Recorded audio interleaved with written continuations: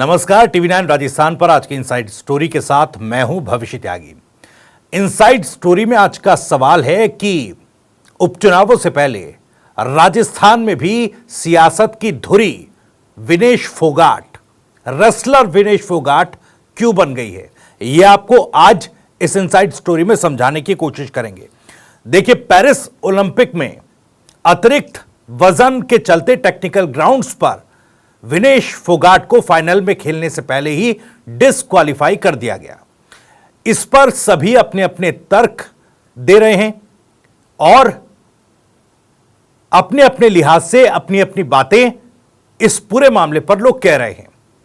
कोई इसे विनेश फोगाट के लिए एक बड़ा झटका बताकर उनके लिए न्याय की मांग कर रहा है, तो कोई इस पर सियासत करता हुआ नजर आ रहा। खैर, देखिए, विनेश फोगाट के डिस्क्वालिफिकेशन के बाद से जिस तरीके से विपक्ष सरकार से सवाल पूछते हुए उनसे विनेश फोगाट के लिए न्याय की मांग कर रहा है, वो स्थिति अब यहां तक पहुंच गई है कि सरकार को यह तक बताना पड़ रहा है कि विनेश फोगाट के लिए अलग अलग प्रतिस्पर्धाओं में या अलग अलग उनकी ट्रेनिंग के लिए, अलग अलग सीरीज के लिए आखिर उन पर कितना पैसा सरकार ने खर्च किया।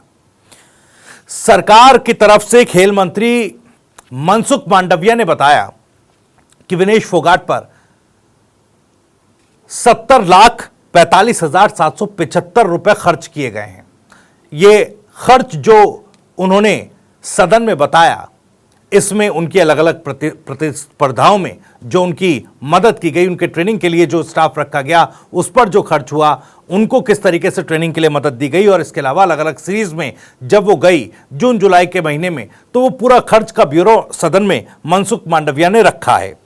खैर, इस पर जब सरकार ने यह पूरा ब्यूरो दिया तो इसको लेकर भी सरकार पर सवाल उठने शुरू हो गए। एक तरफ दीपेंद्र हुड्डा ने बड़ा आरोप लगा दिया कि खेलो इंडिया के 2200 करोड़ बजट में से हरियाणा को महज 65 करोड़ रुपए ही क्यों दिया गया और 600 करोड़ रुपए गुजरात को क्यों दे दिया गया, जबकि 40 से 50% मेडल जो है देश के लिए हरियाणा के खिलाड़ी लाते हैं। चाहे राजस्थान में हो, सचिन पायलट ने भी ट्वीट किया विनेश फोगाट को लेकर, उनको बधाई भी दी, अब न्याय दिलाने की सरकार से अपील कर रहे हैं। तमाम चीजें जो हैं विनेश फोगाट के इर्द गिर्द चल रही है, अपने अपने नैरेटिव। अब देखिए, मैं आपको एक बाइट सुनवाता हूं। उत्तर प्रदेश की बिजनौर की नगीना लोकसभा सीट से सांसद चंद्रशेखर रावण ने सदन में किस तरीके से विनेश फोगाट को लेकर अपनी बात रखी है, वो जरा सुनिए। उसके बाद आता हूं राजस्थान में किस तरह से विनेश फोगाट के डिस्क्वालिफिकेशन का असर सियासत पर पड़ रहा है। और साथ साथ एक जो मेरी पर्सनल है सर, अभी मैं सुबह से प्रयास कर रहा था कि विनेश के लिए बोलूं। जब उसको डिस्क्वालीफाई किया गया, विनेश या नहीं, लेकिन ऐसा लगा जैसे हमें चाकू घुसेड़ दिया गया। मेरे आज भी याद है, उस प्रोटेस्ट में मैंने रातें काटी हैं और 4-4 गोली खाई मैंने। ये देश की अस्मिता से जुड़ा मामला था, पर हमारी मांग ये थी कि सरकार स्टैंड क्लियर कर दे, तब भी सुनवाई नहीं की गई। जब मंत्री बोलने आए तो हमने उनसे कहा कि हमें कुछ इंफॉर्मेशन चाहिए, उस पर बात नहीं हुई। सवाल ये है सर, एक गोल्ड हमारे लिए आ रहा था, और जब ये गोल्ड आता देश गौरवान्वित होता। और क्या व्यवस्था थी सर कि उसका वेट बढ़ गया, पता ही नहीं लगा सिस्टम के लोगों को। क्या बेवकूफी की गई है, ये सोचने का विषय है सर। ये बहुत महत्वपूर्ण, देश की बेटी का मामला है। ये हरियाणा की बेटी नहीं है सर, वो एक जात की बेटी नहीं है, वो हमारी बहन है, देश की बेटी है। तो सुना आपने किस तरीके से चंद्रशेखर रावण ने सदन में अपनी बात एग्रेसिवली रखी और सरकार को घेरा। खैर, राजस्थान में विनेश फोगाट को लेकर ठीक उसी तरह की बातें की जा रही हैं जिस तरह की बातें केंद्रीय स्तर पर की जा रही हैं, लेकिन राजस्थान में एक अलग हवा चलती हुई दिखाई दे रही है। और यह हवा कोई और नहीं, यह हवा वही है जो आपको याद होगा राहुल कसवा के बीजेपी छोड़ने के बाद शुरू हुई थी।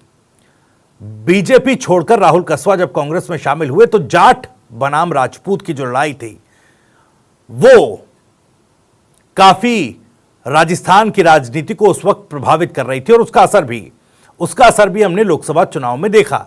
बीजेपी को खासा नुकसान हुआ और जाटों की नाराजगी बीजेपी के लिए एक बड़ी मुसीबत बनती दिखाई दी थी। अब ठीक उसी तरीके से देखिए एक बार फिर से, हमने आपको पहले भी एक स्टोरी में आज बताया कि किस तरीके से सोशल मीडिया प्लेटफॉर्म्स पर वो कविता जो हरीश चौधरी साहब ने, कांग्रेस के विधायक हरीश चौधरी साहब ने विधानसभा में खड़ी होकर कही थी, ठाकुर का कुआं वाली, उस कविता को फिर से कोट किया जा रहा है विनेश फोगाट के संदर्भ में, और इसको फिर से जाट बनाम राजपूत की लड़ाई बनती हुई ये दिख रही है, या इसको बनाने की कोशिश की जा रही है। अब कैसे, देखिए आपको याद होगा पिछले साल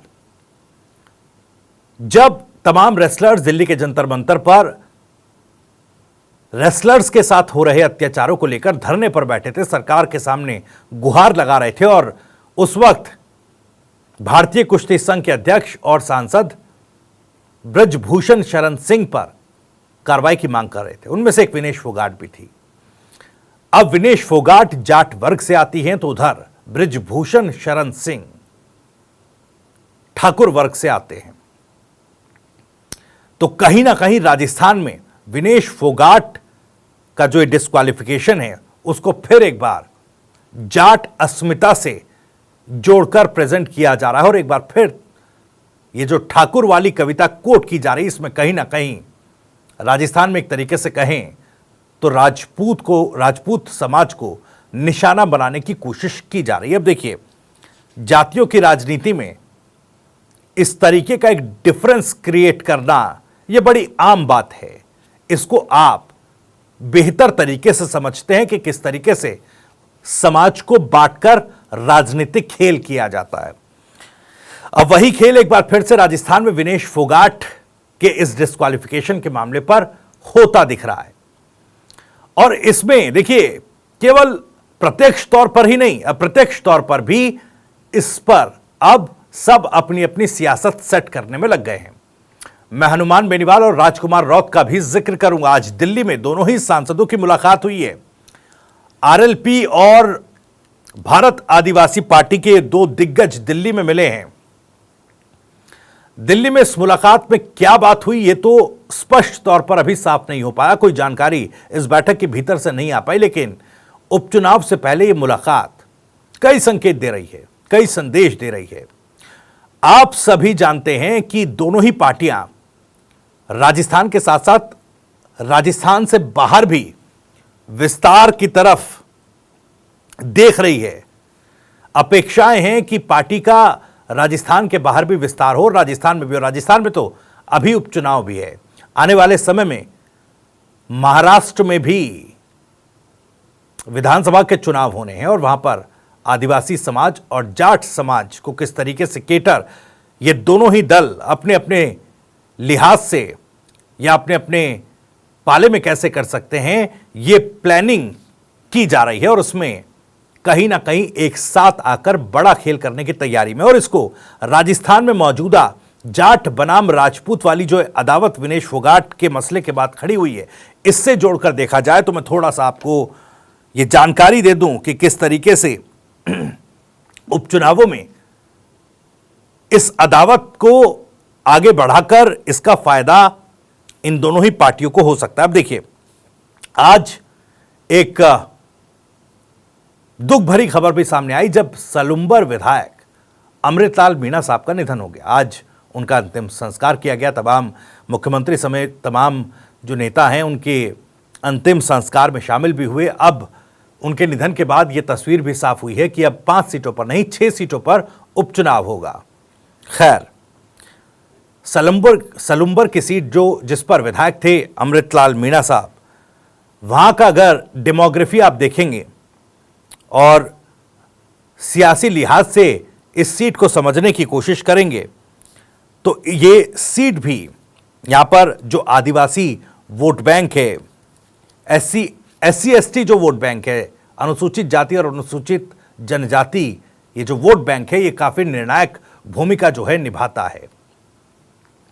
साथ ही साथ अब क्या यहां पर इस सीट को मद्देनजर रखते हुए क्या हनुमान बेनीवाल और राजकुमार रौत ओबीसी यानी कि माफ कीजिएगा हनुमान बेनीवाल अगर जाट वर्ग को इस सीट के राजनीतिक समीकरणों के लिहाज से साध लेते हैं और उधर राजकुमार रौत SC ST वर्ग को साथ लेते हैं, तो क्या यहां पर एक संयुक्त रूप से किसी तरीके से नया समीकरण बैठा पाने में कामयाब हो पाएंगे? क्या ये एक समीकरण इसलिए बन रहा है क्योंकि अगर यहां के 2023 इस सीट पर 2023 के विधानसभा चुनाव की बात की जाए तो तीनों ही पार्टियां जो हैं, चाहे बीजेपी हो, कांग्रेस हो या बीएपी हो, तीनों ने यहां पर मीणा उम्मीदवारों को मैदान में उतारा था।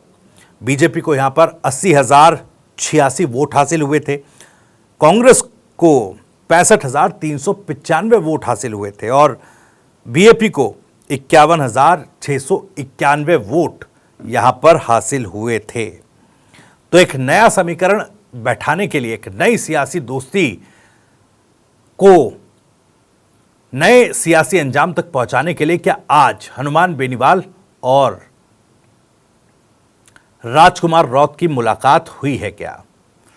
और वाकई जिस तरीके के हालात अब राजस्थान प्रदेश में बनते दिख रहे हैं, विनेश फोगाट के इर्द गिर्द जिस तरह की सियासत राजस्थान में हो रही है और जिस तरीके से एक बार फिर से जाट बनाम राजपूत की अदावत को हवा देकर सियासी माहौल बदलने की कोशिश है, क्या उस कोशिश का असर भी इन उपचुनावों में दिखेगा और क्या इसका असर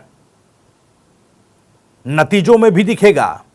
और जो ये मुलाकात आज राजकुमार रौत और हनुमान बेनीवाल की हुई है, क्या ये भी विनेश फोगाट मामले के बाद जिस तरह का माहौल बना, क्या उस माहौल को अपने पाले में करने के लिए, रणनीति बनाने के लिए हुई है क्या?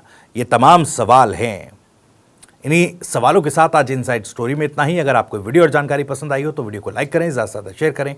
आप भी इस मामले पर कुछ कहना चाहते हैं तो कमेंट बॉक्स आपके लिए खुला हुआ है। आप अपनी बात, अपना सवाल, अपनी राय कमेंट बॉक्स के जरिए हम तक पहुंचा सकते हैं।